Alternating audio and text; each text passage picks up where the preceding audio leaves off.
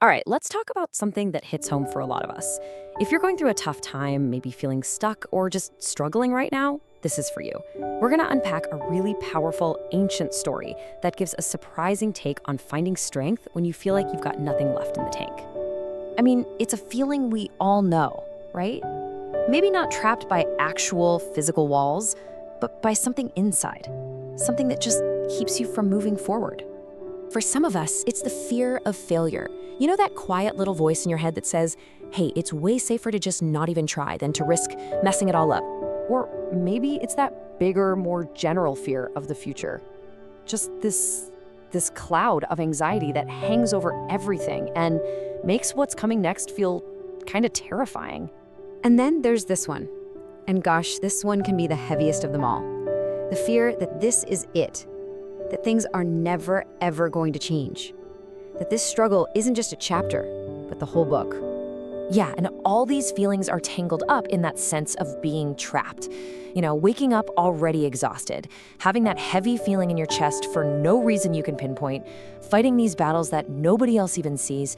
It makes joy feel like a distant memory, and hope just feels so incredibly fragile. But what if I told you that one of the most powerful messages of hope we've ever gotten came from the most hopeless place you can imagine? Not from a guru on a mountaintop, but from inside a dark prison cell, written by a man literally in chains.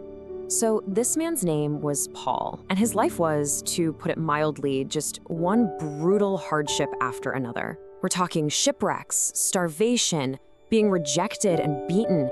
His life was filled with soul-crushing events. And it all ended with him being locked away in prison. Just try to put yourself there for a second.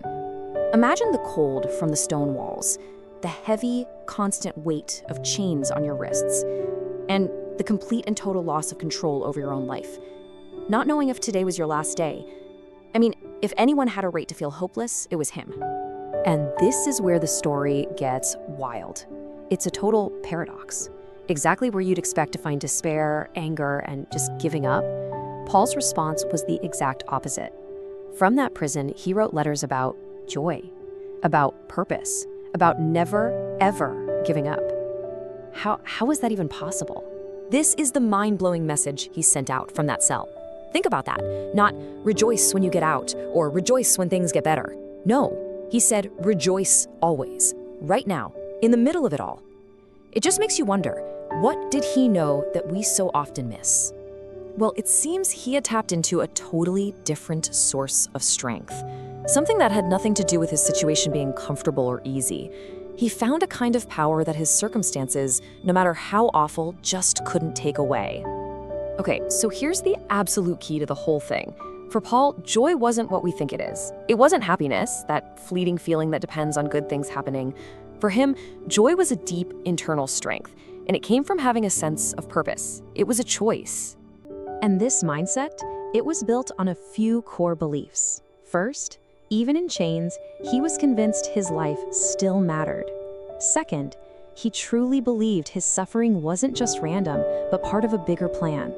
And third, he actively chose to trust the light, even when he was surrounded by complete darkness. So how in the world do we apply this to our own lives? Well, it starts by changing the most basic question we ask ourselves when we're in pain. This is our default, isn't it? Why me? It's a question that comes from feeling like a victim, and it keeps our focus locked on the pain, on the unfairness of it all, on how helpless we feel. But Paul, he asked a totally different question.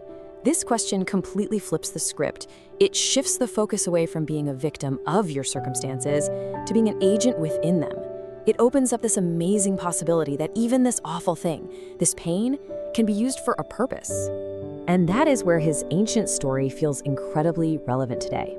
Look, your prison might not have stone walls. Maybe it's a prison of anxiety or grief or just a really difficult season of life that feels like it will never end. The feeling of being trapped is exactly the same. So what's the main takeaway here? The message is one of just profound encouragement.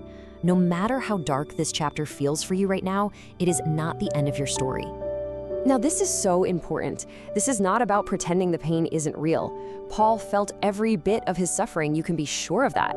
The difference is, he made a conscious choice that his pain would not get the final word. He refused to let it become his entire identity. When you boil it all down, it came to this, a series of active choices. He chose to keep going when giving up felt like the only option. He chose faith in a bigger purpose over his immediate fear. And he chose a kind of defiant joy, even when despair was banging on his door. You know, this whole perspective can change hardship from something that just happens to us into something that can create something new in us. It kind of suggests that our deepest strength, our most important messages, they're often forged in the fire of our worst struggles.